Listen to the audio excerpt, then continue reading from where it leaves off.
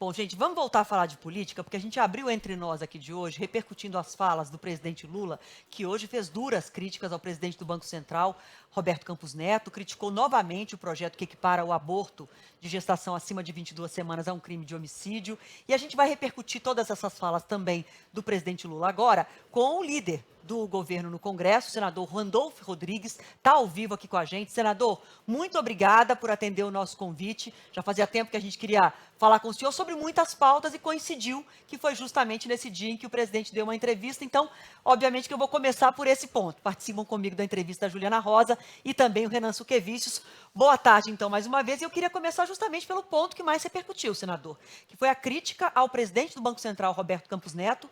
Agora, o presidente Lula questionando a isenção, a independência dele para tomar medidas, decisões monetárias no nosso país, criticando diretamente a aproximação dele ao campo bolsonarista. Eu gostaria de repercutir essa fala com o senhor e saber se alguma providência será tomada, uma vez que os petistas já falam em acionar o presidente do Banco Central, já há uma convocação para que ele fale, que ele seja chamado a falar no Congresso. O que será feito nesse aspecto?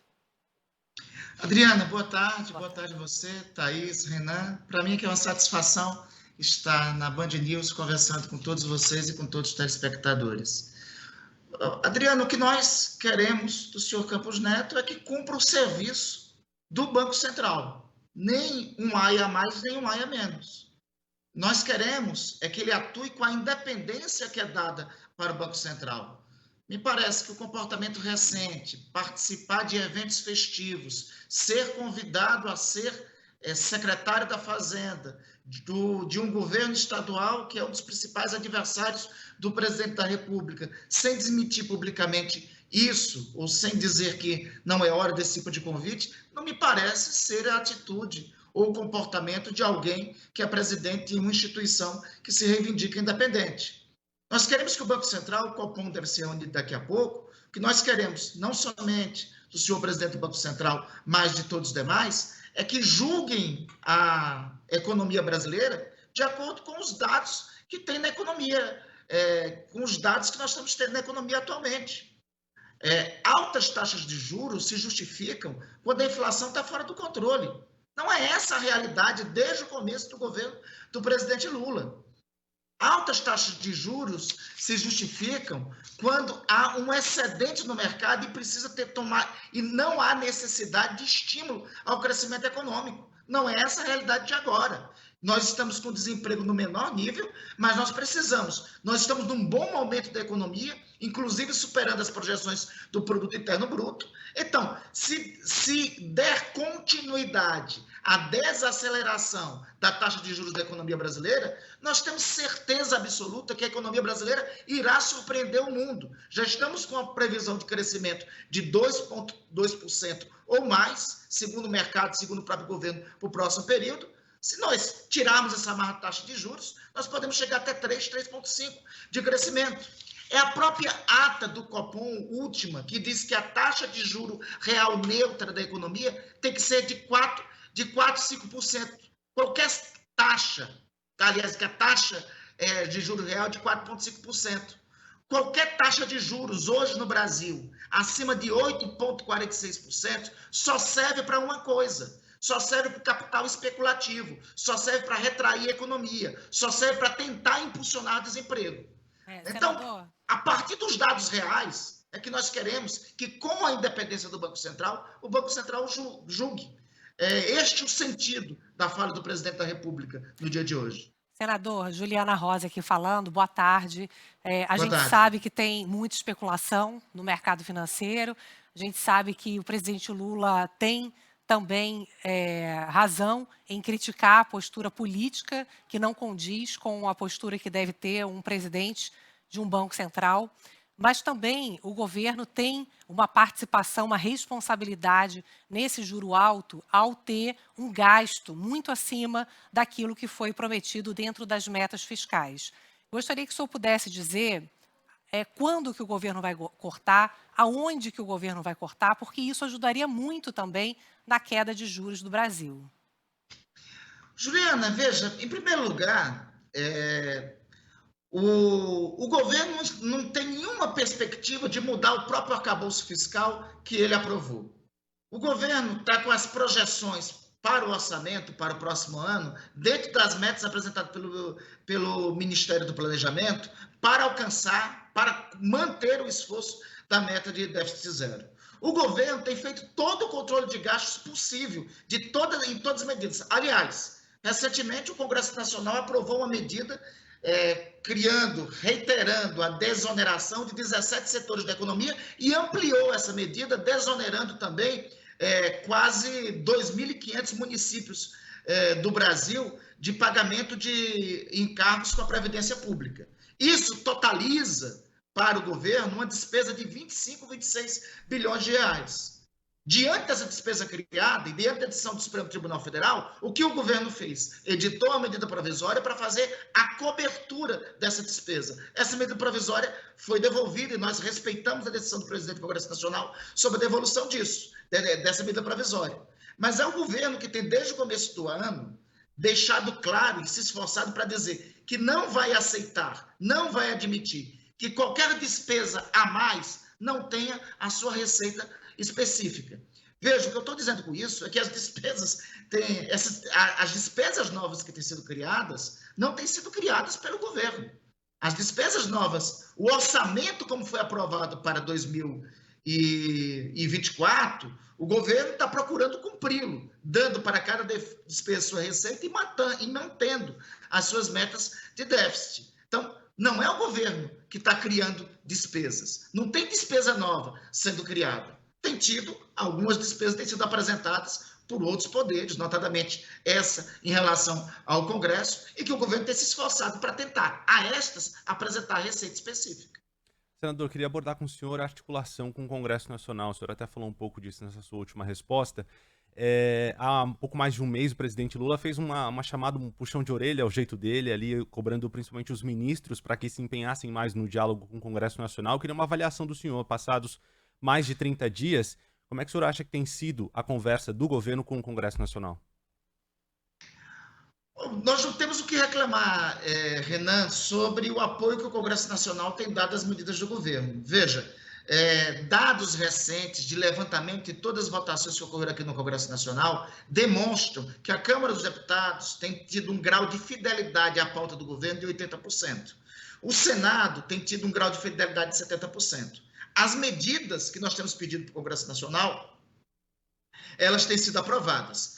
No dia que, inclusive, muito foi comentado na imprensa que o governo teria tido derrotas no Congresso Nacional, como no tema da saída temporária, nesse mesmo dia foi mantido todos os vetos do governo, a lei orçamentária e a lei de diretrizes orçamentárias. O que temos, Renan, é uma realidade. O Congresso Nacional é um congresso de perfil mais conservador e tem no âmbito desse congresso um forte núcleo reacionário, identificado com o bolsonarismo, com posições, muitas das vezes, inclusive, antidemocráticas. Falo desse núcleo reacionário. E com um perfil mais amplo, mais conservador. Temas que se relacionam à segurança, a costumes e a comportamentos têm uma posição consolidada por parte do Congresso Nacional. Foi isso que ocorreu quando é pautado temas como a saidinha, quando é pautado temas dessa natureza, de segurança ou temas comportamentais. Nós temos que entender essa realidade do Congresso Nacional. É por isso que a prioridade do governo tem sido os temas da agenda econômica que garantem a execução do programa do povo, que o povo brasileiro elegeu o presidente Lula em 2022. E esse programa exige que os brasileiros tenham feijão e arroz no prato,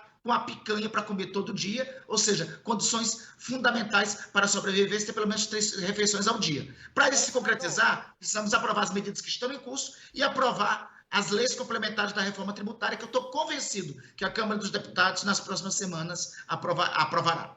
Tá, agora, senador, o senhor citou aí o dia em que o governo não conseguiu, enfim, que o veto do presidente Lula às saidinhas foi derrubado no Congresso, dizendo que naquele dia teve outras vitórias. Nesse mesmo dia teve uma outra derrota, que foi não conseguir derrubar o veto do Bolsonaro. O governo Lula gostaria de ver pessoas que espalham, que se usam de fake news como uma ferramenta rotineira e, enfim, como a gente sabe que acontece no Brasil, gostaria de ver essas pessoas punidas. Não conseguiu. Tudo bem, essa é uma pauta também mais associada ao campo mais radical e mais à direita ou extrema-direita. Mas as derrotas do presidente Lula, o bate-cabeça com o Congresso, não está se limitando às pautas de costumes ou às pautas desse nível como fake news que eu acabei de citar. Então, na pauta econômica, que o senhor disse que é uma prioridade, o Congresso, não só Câmara como também Senado, tem reclamado de falta de diálogo, que o projeto chega sem discussão e depois acaba tendo que negociar uma devolução, como foi o caso da compensação da oneração sobre a folha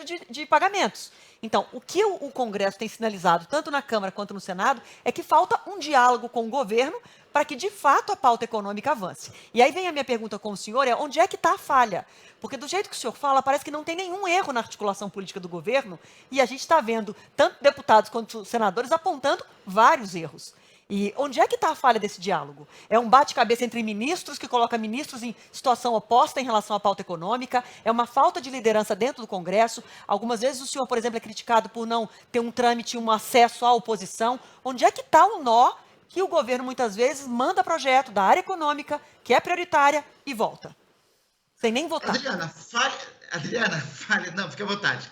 A falha sempre há e existe. Infalibilidade só divina. Nós que somos cristãos, assim sempre temos que reconhecer. Infalibilidade tem em toda a área do comportamento humano. Eu só reportando em relação aos aspectos da sua pergunta. Por exemplo, o veto à disseminação de fake news em relação ao Estado Democrático de Direito. Olha, veja, esse é um desafio de todos nós, junto ao Congresso Nacional. Lembremos, Adriana, que ano passado sequer conseguiu avançar para ser apreciado no Congresso Nacional o projeto de lei 2817, que disciplinava as chamadas fake news. Então, a própria Câmara dos Deputados já tinha, ano passado, manifestado majoritariamente a reação em relação a esse tema, né?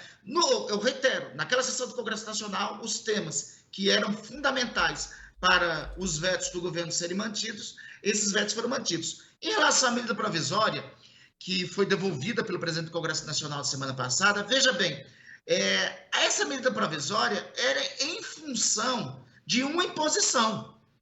O Congresso Nacional deliberou repetidas vezes, inclusive derrubando um veto do presidente da República pela desoneração dos 17 setores e pela desoneração de pequenos e médios municípios, inclusive derrubando o veto do presidente da República. Esse tema foi judicializado. Ao ser judicializado esse tema, o Supremo Tribunal Federal, à luz da Constituição e à luz da Lei de Responsabilidade Fiscal, disse: olha, não pode existir uma despesa sem a respectiva receita. Me encontrem a fonte de receita até o dia 11 de agosto de 2024. Se não encontrarem, volta a reoneração.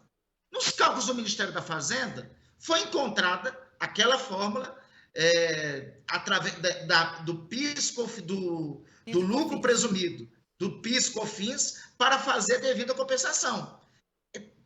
Tem celeridade para apresentar esse tema. Tem uma pressa para apresentar esse tema. Por que tem uma pressa? Porque a data limite é 11 de agosto. O Ministério da Fazenda encontrou essa fórmula. O Congresso Nacional devolveu e nós reputamos, inclusive agradecemos a posição do presidente Rodrigo Pacheco sobre o tema. O tema volta a ser discutido. O governo está à disposição para procurar encontrar dentro das fontes possíveis, e o Congresso também está, o Senado apresentou já algumas fontes, encontrar a solução para este problema.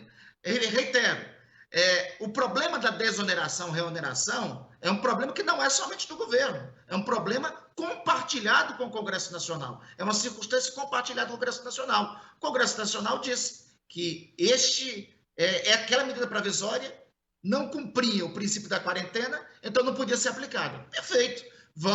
Estamos à disposição para conversar. Ainda ontem eu liguei para o presidente Rodrigo Pacheco, estamos aguardando um encontro a ter com a sua excelência, o presidente do Congresso Nacional, junto com o ministro Fernando Haddad, comigo, com o líder Jacques Wagner e com o ministro Alexandre Padilha, para discutirmos formas para equacionar esse problema. Não me parece que a devolução dessa medida provisória foi propriamente, me permita assim entender, Adriana, foi propriamente uma crise do governo para com o legislativo. O governo No governo anterior foram devolvidas 5 medidas provisórias pelo então presidente do Congresso Nacional. E ali sim, tinha temas que claramente demonstravam, conflitavam. O que ocorre é que também é da natureza. Eu acho que sempre, Adriana, eu sempre faço... Se tem uma coisa que eu aprendi na vida, foi a fazer autocríticas, né? Então, eu sempre procuro fazer autocríticas em relação ao comportamento. Qualquer função que eu exerço na vida, eu nunca acho que eu estou bom o bastante. Eu sempre exercito a capacidade para tentar me aperfeiçoar. Eu busco conversar com todas as forças aqui do Congresso Nacional, né? Tem alguns, inclusive, que não querem conversar, né? Convenhamos, né, Adriana? Nós convivemos com o Congresso, haja vista a posição recente sobre os temas do estupro, como nós sabemos muito bem, nós convivemos com um Congresso que tem posições de cunho fascista. Não é o Congresso, mas alguns núcleos reacionários têm posições assim. Tem núcleos que, de fato, que são esses núcleos que, por mais que a gente exercite a capacidade de diálogo, não tem muita disposição para diálogo em relação a muitos temas. Agora, o que eu mais faço, acredite nesse seu amigo aqui, é exercer a capacidade do diálogo. Faço isso na Câmara, faço isso no Senado, dialoguei muito ano passado para nós fecharmos a lei orçamentária com o líder do PL na Câmara dos Deputados, com o deputado Altineu. O relator do orçamento do ano passado era um deputado do PL, o deputado Mota, inclusive de São Paulo, ao qual reputo a melhor das relações que estabelecemos. Dialoguei ao máximo, tenho dialogado. Um dos principais líderes do Congresso Nacional aqui no Senado é do meu estado, é o senador Davi Alcolumbre, que inclusive é do nosso campo político lá no meu estado, no Amapá. Estou na mesma associação política junto com ele e com o governador Clécio. Então, diálogo e exercício de diálogo é o que eu mais procuro fazer e é o principal aprendizado que eu tenho. Queixas em relação a mim, ainda bem que elas existem. Senador. Porque senão eu adoro estar suscetível a todo tipo de queixas e de críticas. Senador, o senhor falou uma questão importante, que é a movimentação que a equipe econômica tem feito essa semana mesmo, do ministro Haddad e a ministra Tebet do Planejamento, em levar ao presidente Lula um cardápio de opções para poder melhorar o equilíbrio das contas públicas do orçamento. Ao que parece, falta ainda o presidente Lula decidir aonde que vai haver a decisão de reduzir gastos ou aumentar receitas para melhorar a questão do equilíbrio fiscal. O sentimento hoje que se tem, e por isso que o mercado vive também momentos de estresse, com a percepção de que o ministro Haddad está perdendo força política. Haddad está perdendo força política? Em absoluto, Thaís, em absoluto. Juliana. O ministro Haddad é o ministro mais reconhecido do governo e da mais absoluta confiança do presidente da República. Eu reitero aqui os termos que o presidente da República já fez recentemente. O ministro Haddad despacha, reúne com o presidente da República semanalmente, despacha semanalmente com o presidente da República, não tem não existe 1 milímetro de desprestígio ao ministro da Fazenda. Eu me atrevo a dizer que Fernando Haddad é o ministro mais prestigiado desse governo e mais reconhecido pelo presidente da República pelo papel que ele cumpre. É óbvio que sempre tem espaço para especulações, porque as especulações dão como você muito bem disse, as especulações acabam criando espaço para flutuar o dólar, para alguém poder ganhar com isso, mas se trata, eu reitero e recomendo que não acreditem em relação a essas especulações sobre desprestígio ou enfraquecimento do ministro Fernando Haddad. Em relação a eventual corte de despesas, mais do que corte de despesas, é importante nós termos qualidade da despesa. Tanto o fundamental da despesa em um orçamento público é que a despesa combine com a receita, a despesa caiba na receita. E esta é a preocupação diária da política econômica, da equipe econômica deste governo. Eu estava até ainda há pouco em reunião com a ministra Simone Tebet, estava ainda há pouco em reunião com o relator da LDO, o senador Confúcio Moura, para discutirmos o texto de um LDO que seja compatível com a diretriz orçamentária para orçamento que vai caber. Se em algum momento o governo tiver que fazer ajuste de despesa para que ela caiba na receita, tenha certeza que o presidente da República e a equipe econômica terá o discernimento necessário para fazê-lo. Senador, para a gente encerrar essa nossa conversa aqui no Entre Nós, queria questioná-lo com relação à sua situação partidária. Já há algum tempo o senhor está sem uma legenda, há conversas com o Partido dos Trabalhadores, há uma data, o senhor pretende se filiar, voltar ao PT, se sim, quando? Renan, não apressa não, estou tão feliz assim, eu estou tão... essa solidão partidária, por enquanto, está me fazendo bem. Renan, ainda não tenho data, ainda temos algumas conversações conclusas. Eu sei que isso, inclusive, vira e mexe, é tema, inclusive, de crítica, mas, de qualquer forma, seria. Veja só, Renan, se eu Você acha que isso influencia na articulação? Não estar em um partido influencia na articulação com o Congresso, por exemplo? Olha, veja só, se eu estivesse filiado ao Partido dos Trabalhadores, a argumentação seria, poxa, mais um do núcleo petista. Se eu tivesse filiado, por exemplo, do Partido Socialista Brasileiro, a argumentação seria, poxa, é um partido muito pequeno.